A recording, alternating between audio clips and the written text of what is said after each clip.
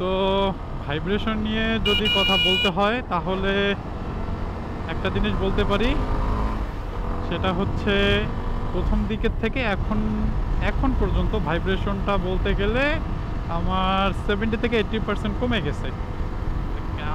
এইটা কমার রিজন হচ্ছে প্রথম সার্ভিসে আসলে অনেক কিছু মেনটেন করা হয়েছে, মোবিলটা চেঞ্জ করা হয়েছে, এটা ছিল প্রথম কারণ।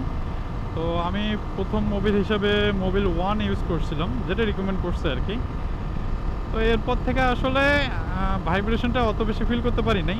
এই ভাইব্রেশনটা আমি কখন ফিল করি, ভাইব্রেশনটা হচ্ছে লোয়ার মানে লো গিয়ার এবং হচ্ছে লোয়ার আরপিএমে ফিল করতে পারি বেশি করে। মেন কথা হচ্ছে আমার গাড়ি যদি 2-3 গিয়ারে থাকে এবং স্পিড যদি দেখা যায় 30-40 স্পিডে থাকে, সেক্ষেত্রে ভাই আমার মানে বাইকটা একটু ভাইব্রেশন করে। ওটা আসলে সব সিএফ মডেল বাইকেই করে আমার মনে হয়।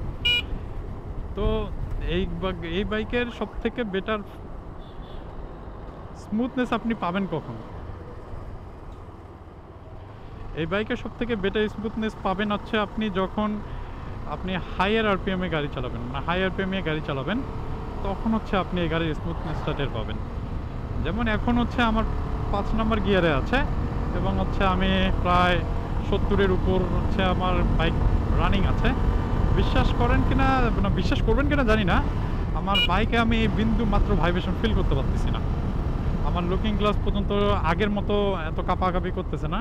একটা জিনিস বলে রাখি, সেটা হচ্ছে যারাই সিএফ মডেল কেনার চিন্তা ভাবনা করতেছেন তাদেরকে ভাইয়া এই জিনিসটা আসলে মেনে নিতে হবে, মানে আপনার মাইন্ডটাকে সেট করে নিতে হবে যে এই বাইকটা আসলে ভাইব্রেশন করবে, মানে 100% আপনি ভাইব্রেশন লেস পাবেন না।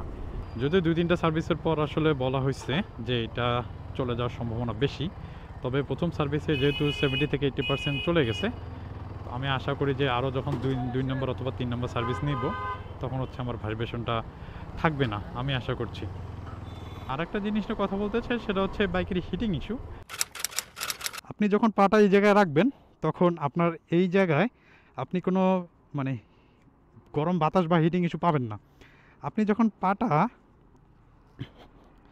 ঠিক এইভাবে রাখবেন তখন এই যে গ্যাপগুলো থেকে আপনার রেডিয়েটরের সাথে যেহেতু মানে ফ্যান আছে, সেই ফ্যানটাই আসলে গরম বাতাসটাকে এই গ্যাপগুলো দিয়ে বের করে দেয়, যার কারণে এই থাইটাতে খুব গরমটা লাগে। মানে এই যে এখন কিন্তু এই জায়গাটা গরম হয়ে আছে, তো এই দিক থেকে আসলে গরম বাতাসগুলো বের হয়।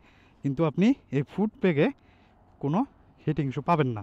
আপনার 2 থাইয়ের মধ্যে হিটিং ইস্যুটা থাকে, মানে এই দিকে গরম হয়ে আছে, এই দিকেও গরম হয়ে আছে, বাট আপনার এইখানে আপনি কোনো হিটিং ইস্যু পাবেন না।